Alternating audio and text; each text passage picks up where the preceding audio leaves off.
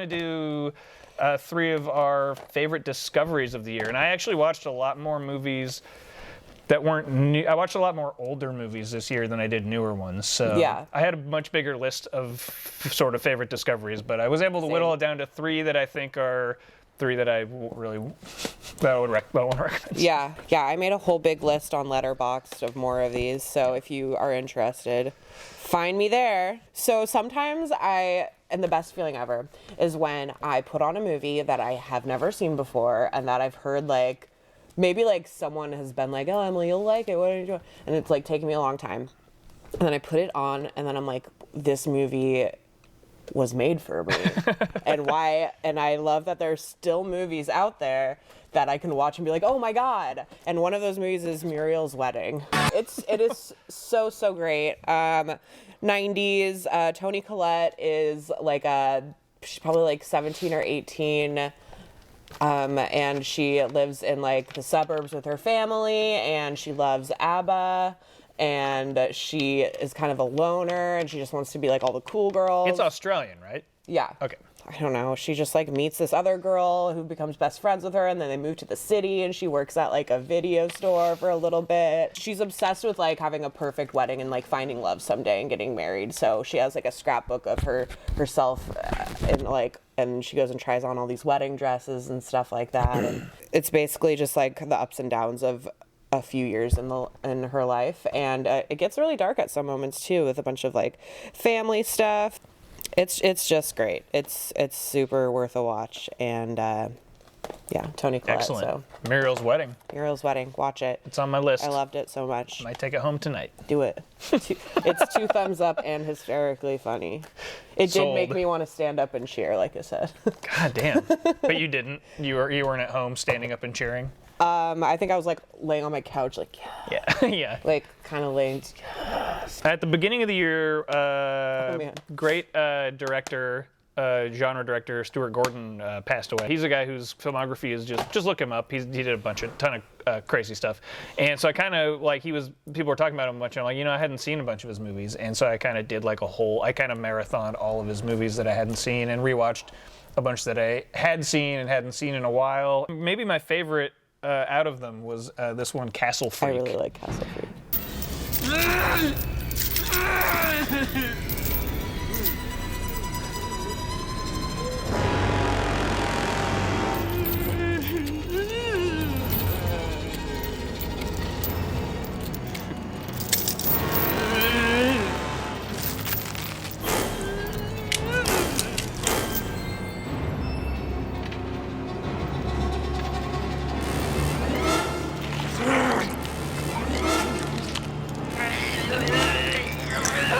I mean, it lives up to its title. It's very disturbing. Jeffrey Combs got in this drunk driving accident. The son died.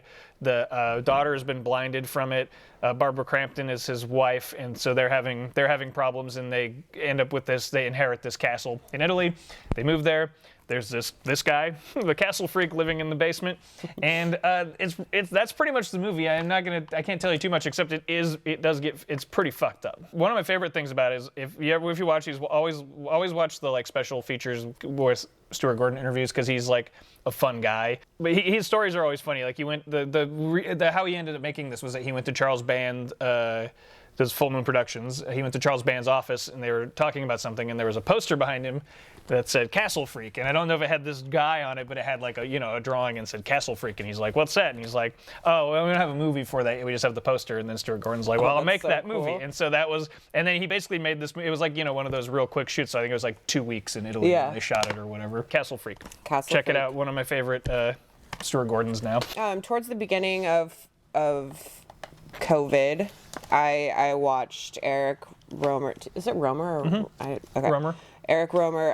What I knew to be, because I think I watched it on the Criterion Channel, which is under the title The Green Ray instead of Summer. That's the original title, yeah. That's the original title. Better title. So, yeah, this.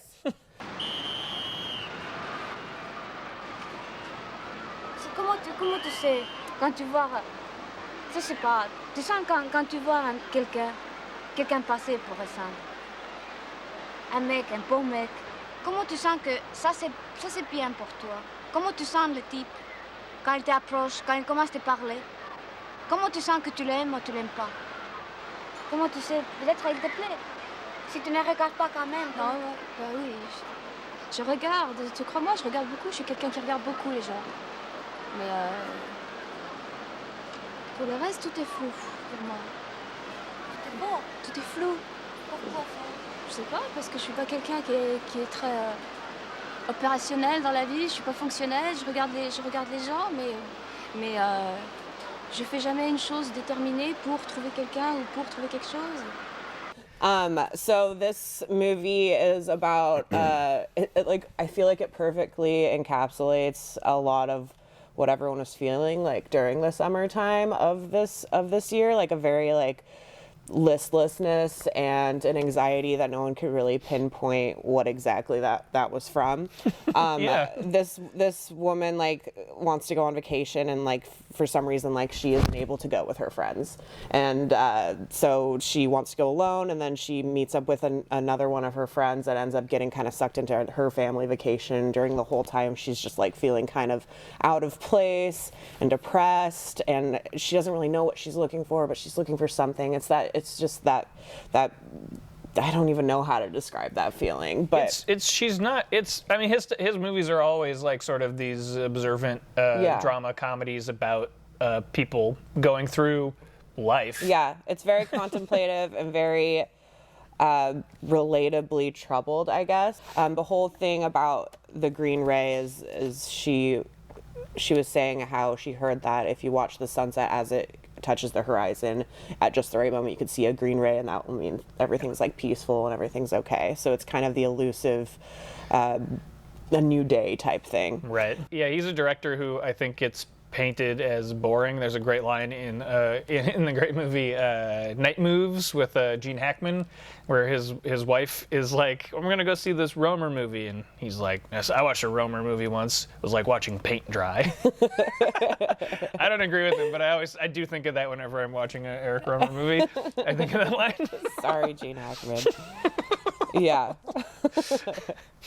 So yeah, Green Ray or Summer. Yeah. Check it out. So switching gears from my last one, I started watching Frederick Wiseman's output this year. I'd never seen any of his movies, and so I watched like 5 of them, and they're all great. I picked this one because this was sort of the darkest of them that I saw. I felt this was sort of terrifying to watch. This was kind of like scarier than any horror movie, is just watching these guys. And this was around the time, this was during the Vietnam War when this was made. And it's just basic training for them, you know, for the army. Next, he will place the weapon in his chest and fire 1 round. Last but not least, he will place the weapon, the butt on the chin, and fire 1 round. Now, gentlemen, at ease. And when I say now, he will fire all 20 rounds on automatic. I want you to tell me how fast. You ready? Now.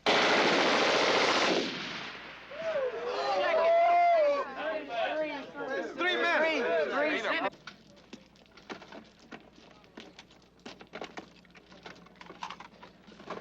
It's kind of just like watching people become like brainwashed Machines? into these machines, and it's more disturbing than any movie version of that I've seen Right. before. You know, even like Full Metal Jacket, which goes full on melodrama with the, you know, with it. This is like The real scarier shit. because you're sort of, it's Frederick Wiseman's whole deal is like sort of fly on the wall. I highly recommend all the ones I've seen. I recommend, and my second pick was going to be Crazy Horse, the polar opposite of that, which is him documenting the production at the famous Crazy Horse burlesque. Yeah, I mean, but they're naked, but yeah, it's a famous burlesque dance club in Paris, and it's them doing the new production, and it's great. I mean, the way what access he gets to what he's able to film in these movies is amazing. This one actually would pair well with his one called Missile, which is from the 80s, but it's also a military base, and it's sort of this missile base, and it's like the people who are in control of, you know, essentially turning the key and pressing the button, and it's fascinating and at times chilling, but always like sort of from this very, removed. very objective Yeah. point of view. And so maybe someone else would watch Basic Training and be like, wow, I didn't think that was scary or anything. For me, I was like, it was kind of chilling. My third is called Deep End. Ooh, this is a good one, too. This one's great. As you know, the job pays reasonably well, and if you work hard, who knows, you may end up behind this desk one day. There's a storeroom there where you can leave bits and pieces. Cashier's desk. Down this corridor's the main bar.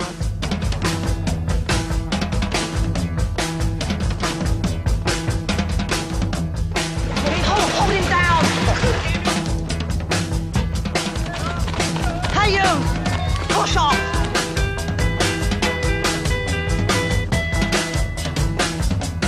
I love her.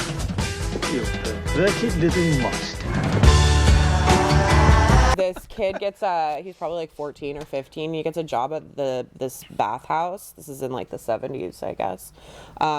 And he falls in love with his coworker who works there, who's a few years older than him, and he just becomes like totally obsessed. In like yeah, we've all like had crushes when we were teens, but then he like takes it to the next level and like just kind of loses himself in this infatuation with this woman, and it kind of all comes to a head, and something fucked happens. Really, like the setting of the bathhouse is like this crumbling old bathhouse is like really beautiful. Yeah, the last like 20 minutes or whatever is just blows you away. It's one of those movies you should probably go in not knowing that much about, I guess. There's a scene in it where he eats a heroic amount of hot dogs. Oh my God. That is one of the funnier. He keeps buying hot dogs from the guy with the cart. You're like watching this guy kind of lose his shit, but then he keeps ordering hot dogs from the street cart, and so you have to laugh, you know? Sexy, haunting, compelling, one of the best films of the 70s, according to Kim Newman, so.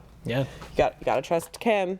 So my third one pick is it's a movie that I talked about on my podcast, Suspense is Killing Us, but I have to bring it up again because it was a true discovery for me.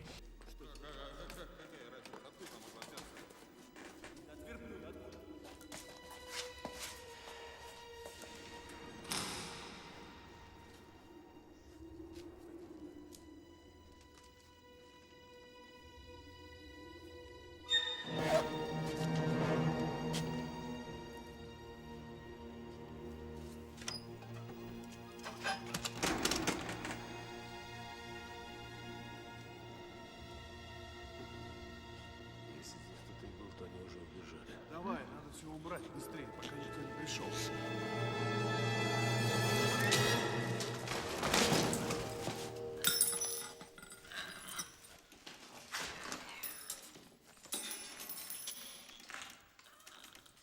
And it's Mute Witness, and it was one that on our podcast we do like thrillers from the 80s and 90s, and we were pairing it with Jennifer 8 and Hear No Evil because it was about like someone who's deaf, someone who's blind, and someone who can't talk.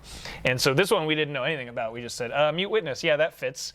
And it was the one we kind of just went, okay, we'll see. You know, I even threw it on first out of the three that I watched, and ended up loving it. I liked it the most out of the three by far, and it was like just one of those where I put it on and was like watching it for a second, kind of like, and then I'm like, wait a second, is this movie really good? And it does like, it starts off in a whole, it like does like a whole double it does a blowout opening where it's like you're watching a movie. You're watching one thing. You're like, I think you're watching one thing, but you're actually watching, you know, the making of this movie. I don't want to give too much away. It's actually just a really great thriller that like it takes that you on a keeps ride going. for sure. It's like a pure entertainment kind of thing where you kind of the whole time go like, I don't know where this is going, but it's about this special effects woman who's mute, and she witnesses a horrific murder, and that's kind of set up for the movie, and then it's her. There's like this really great long, like sustained sequence where she's like, the killers know someone's there, but they don't know, and she's like hiding from them in this giant building. It's filmed in Russia.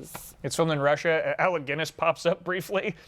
Yeah, it dips into I feel like it dips into a few different like subgenres, but it does it like the correct way. You know what I mean? Yeah, it almost turns into like a spy thriller for a bit. Yeah, there's like it dips its toes. Like it's very cool, and I think that like it's almost giallo sometimes in a way. Oh yeah, it's all over. It's like it's like that's when it's like pure thriller kind of thing where you're just sort of like, oh, okay, this is just movie. It's pure movie, like shit like that. And the lead actress, who I don't know from anything else, Marina Sudina, she's great.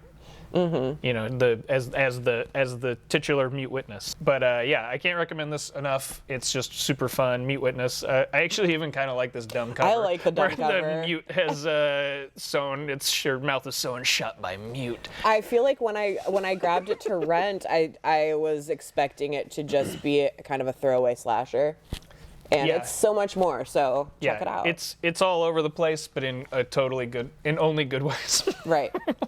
It's a mute witness. So yeah, there's a few discoveries from 2020. Yeah, so I liked all of those. check those out. And I want to check out some of yours. And if you decide to check out any of the ones that we recommended, let us know. Let us know what you watched and what you liked, and I mean, I guess what you didn't like too. Why not? Yeah, fine, we'll take it. Okay.